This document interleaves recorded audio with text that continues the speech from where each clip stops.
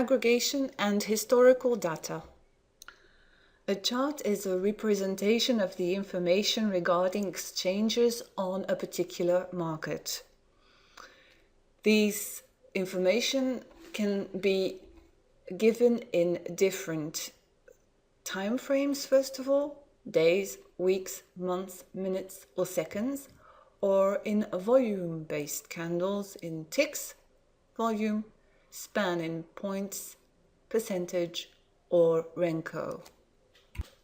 Via the icon of the little clock on the left-hand side of the aggregation, you will find pre-configured charts with loaded data, historical data. You can also modify the amount of historical data loaded via the last option, load price data starting at, or by using the icon of the little clock and the plus. Here you can load the number of days you wish to see on your chart, as well as the aggregation requested from the server.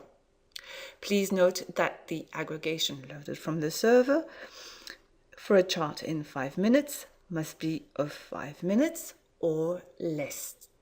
If I choose 5 minutes here and click on OK, you'll see that the smallest candle I'll be able to see on my screen is of 5 minutes, not lower. And the incrementation will be from 5 to 5. So by clicking on the little arrow going up at the top, I'll go from 5 to 10 to 15, etc.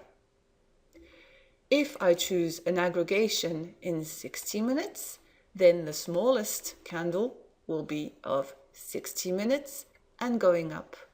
I will go to 120, 180, and a multiple of 60 every time. For volume-based candles, it is necessary to load the data in ticks from the server. This will allow me to show charts in ticks, which is the smallest unit of exchange on the market. I can also load candles in volume. For example, here, if I choose candles of 10 in volume, then each candle will be an exchange of 10 or more lots on the market. Another way to represent a chart is in span. Here, each candle will have a span of 10 points. Please note that in this case, the time axis is not linear, and the more volatility on the market, the more candles you will see appearing on your chart. The last candle type or chart type is the Renko, which is a representation with boxes. Renko is a trend indicator as well, and it is only concerned with price movements. Time and volume are not included, which is why here as well the time axis is not linear. A Renko chart is constructed by placing a brick in the next column once the price surpasses the top or the bottom of the previous brick by a predefined amount, in this case 5 points.